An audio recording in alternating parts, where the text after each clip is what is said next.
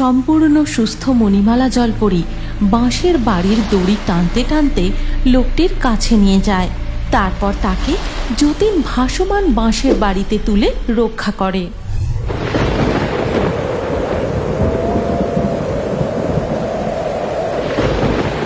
ঘোর নিম্নচাপের ফলে একটানা 5 দিন বৃষ্টি হয়েই চলেছে। চাষের জমিগুলোতে ধীরে ধীরে জল জমে ফসল নষ্ট হতে বসেছে। ফসল যে পচতে শুরু করেছে। এই কদিনের বৃষ্টিতেই এই অবস্থা। একবার যদি নদীতে বান আসে তাহলে যে সর্বনাশ হয়ে যাবে। আমি বরং একবার নদীর পার থেকে ঘুরে আসি। এই কথা বলে যতীন পদ্মা নদীর দিকে চলে যায়। আর নদীর কাছাকাছি পৌঁছতেই সে দেখে, ওরে বাবারে, নদীতে কত জল বেড়ে গেছে। আমি যা ভাবছি তা যদি একবার হয়, না না, আমাকে আগে থেকে কিছু একটা ব্যবস্থা নিতে হবে। এই কথা ভাবতে ভাবতে যতীন বাঁশ বাগানের দিকে যায়। আর সেখানে আজ এই দুটোই কাটা বাঁশ নিয়ে যাই। কালকে বরং সকালে এসে বেশি করে কটা বাঁশ কেটে নিয়ে যাব। এরপর যতীন বাড়ি পৌঁছে তার বউকে ডাকতে থাকে। লাবণ্য, লাবণ্য, কই গো? এ কি, তুমি বাঁশ কেটে কেন নিয়ে এসেছো? আর তুমি যে জমিতে গেলে ফসলগুলো কেমন আছে? নদীর যা অবস্থা দেখে এলাম তাতে বাঁশই আমাদের বাঁচাতে পারে। আর জমিতে একটাও ফসল ভালো নেই গো। বৃষ্টিতে সব নষ্ট হয়ে যাচ্ছে। এরপর ধীরে ধীরে রাত হয়ে যায়। আর রাতে যতীন, তার মেয়ে তিতলি ও লাবণ্য একসাথে খেতে বসে। গিন্নি, কালকে বৃষ্টিটা থামলে আরো কিছু বাঁশ কেটে নিয়ে আসতে হবে। অত বাঁশ দিয়ে কি করবে গো? নদীর জল একদম ভরে এসেছে। যে কোনো সময় বাঁধ ভেঙে বন্যা আসতে পারে। তারপর রাতের খাওয়া দাওয়া হয়ে গেলে সবাই শুয়ে পড়ে।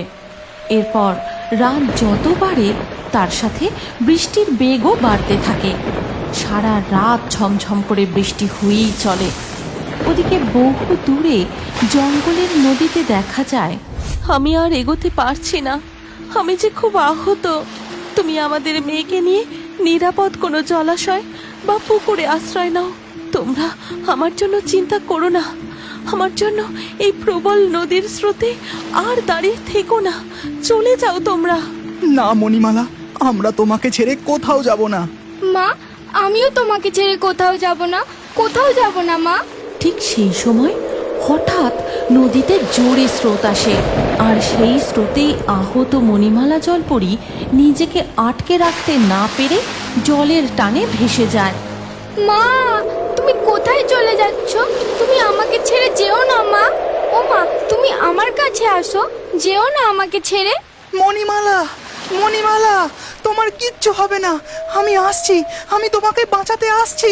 হীরক কুমার, তুমি আমাকে বাঁচানোর জন্য স্রোতের মুখে এসো না, তাহলে যে তোমরাও ভেসে যাবে। দেখতে দেখতে মণিমালা জলপরী নদীর প্রবল স্রোতে অনেক দূর ভেসে যায়। আহত মণিমালা একটুও সাঁতার কাটতে পারে না। নদীর জলে ভাসতে ভাসতে সে বহু দূর চলে যায়। এরপর ধীরে ধীরে সকাল হয়ে যায়। আকাশের মেঘও একটু পরিষ্কার হয়। মা, আমি একটু খেলতে যাই না। কদিন থেকে বাইরে একটুও খেলতে পারিনি। বেশি দেরি করব না, এক্ষুনি চলে আসবো। না, একদম না, কোথাও যাওয়া যাবে না এখন। বৃষ্টিটা একটু থেমেছে, যাই আমি তাড়াতাড়ি গরুর দুধটা দুয়ে নিই। শোনো গিন্নি, পদ্মার কাছে ওই বাঁশ বাগান থেকে আমি কটা বাঁশ কাটতে যাচ্ছি। ফিরতে একটু দেরি হবে। ঠিক আছে, সাবধানে যেও। এই বলে লাবণ্য তাদের গরুর দুধ দুইতে শুরু করে। আর তিতলি পাশে দাঁড়িয়ে বলে, ও মামা, একটু খেলতে যাই না মা। ঠিক আছে, যা তবে। এই বর্ষা বাদলের দিনে বেশি দূর কোথাও খেলতে যাস না। কখন যে হঠাৎ বৃষ্টি শুরু হয়ে যায় তার কোনো ঠিক নেই। মায়ের অনুমতি পেয়ে তিতলি মনের আনন্দে খেলতে চলে যায়। এই চল না, আমরা সবাই মিলে নদীর জল দেখতে যাই। নদীতে অনেক জল বেড়েছে।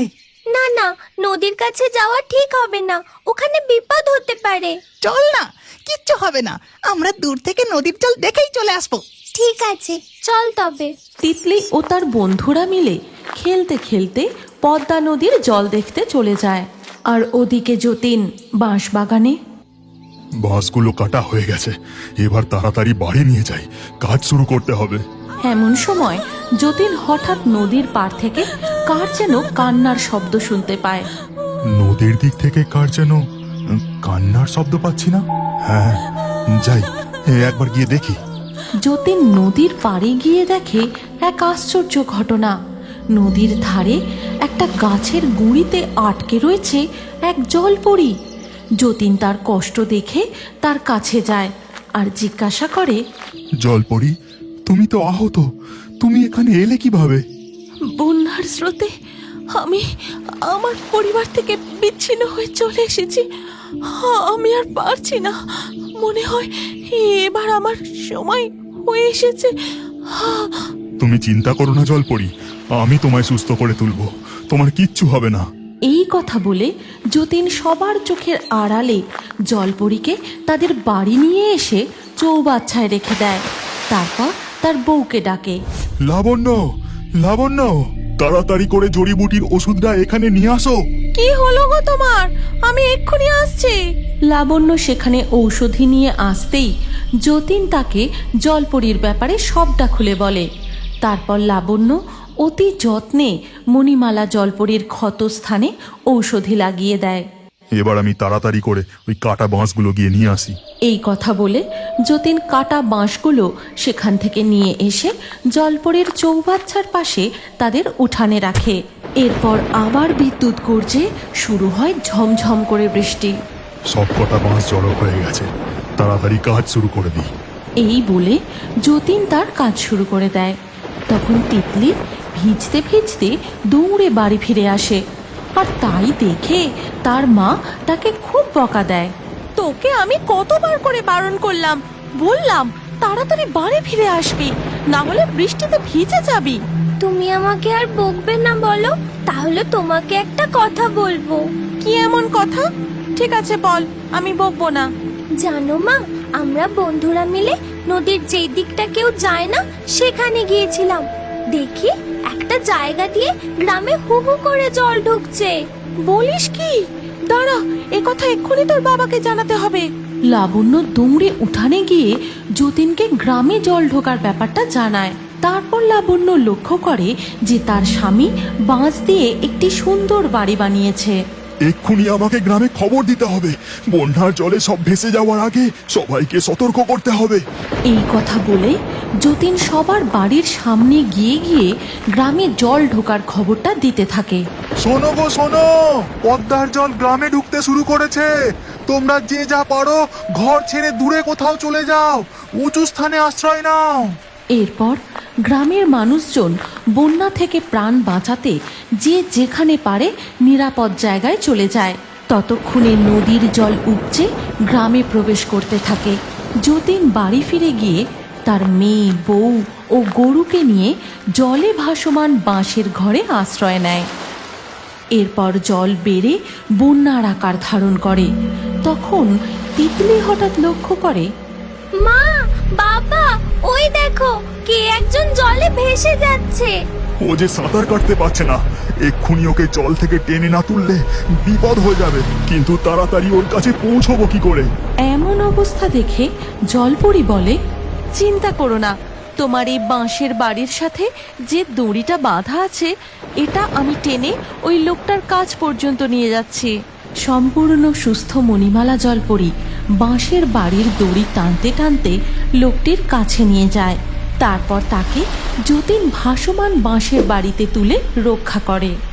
ধন্যবাদ জলপরি, তুমি আমাদের এই ভাসমান বাঁশের বাড়ি টেনে না নিয়ে গেলে ওদের বাঁচানো সম্ভব হতো না। এই বন্যার জলে যারা যারা ভেসে যাচ্ছে তাদেরকে আমাদের রক্ষা করতে হবে। এই বলে মণিমালা জলপরী দড়ি ধরে বাঁশের বাড়ি টেনে নিয়ে যেতে থাকে, আর কাউকে ডুবে যেতে দেখলে তাকে বাঁশের বাড়িতে তুলে রক্ষা করে।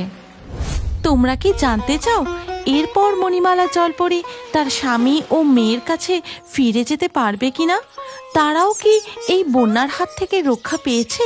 পরের এপিসোড দেখতে চাইলে কমেন্টে নেক্সট পার্ট অবশ্যই লিখো।